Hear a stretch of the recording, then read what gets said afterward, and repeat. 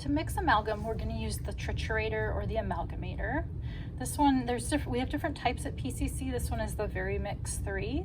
I always put the speed on medium speed. I just find that that's what works best for me. And then the number, you're going to change that based on what the instructions for the brand of amalgam you have indicate.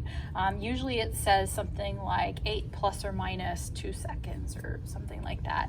I'm going to go with 9 for this amalgam that I'm going to mix today because I've found that that gives me a good consistency. So you always want to make sure that you test out, if you're working with a new amalgamator, new brand of amalgam, always do a test run before you're with your patient so that you know what time you want to set your machine to before you get started. So this is the amalgam I'm going to be mixing for this demo. This is Health Tech amalgam, and this is a pretty easy capsule to use. The capsules are all pretty much the same size and shape, but some of them open a little bit differently. Some have like a little snap that they do. Some have, you have to use like a little tool to kind of break the end off. These just kind of not unscrew, but you can just kind of pull them apart. But we're not going to do that until after we mix it. So I've set my amalgamator to 9. I'm going to go ahead and put my capsule inside the triturator. So you're going to kind of pull the little prongs apart and make sure that it fits snugly in there. Close the lid and then hit the start button.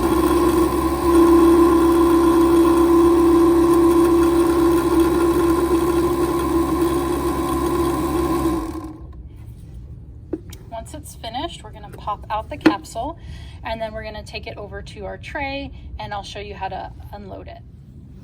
So now we're back with our tray here in our amalgam well. I'm going to go ahead and take the capsule and open it up over the well, and out comes the amalgam. This is what you're going for. You want kind of like a shiny ball. You don't want it to look too shiny. If it's too shiny, that's not right. But you don't want it to look dull or crumbly either. And then we're going to go ahead and load the amalgam. To load, I'm going to go ahead and take my amalgam carrier. This one has 2 ends. I'm going to stick a finger underneath this little lever here, and then I'm going to go straight down into the amalgam and press down until it's loaded. I'm going to kind of scrape the end against the well here to make sure that it's nice and flat on the end. And then we'll go ahead and do the other side. Same thing.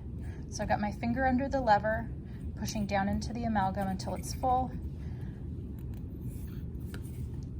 And then when you dispense it, it should look like a nice cylinder. It shouldn't look crumbly.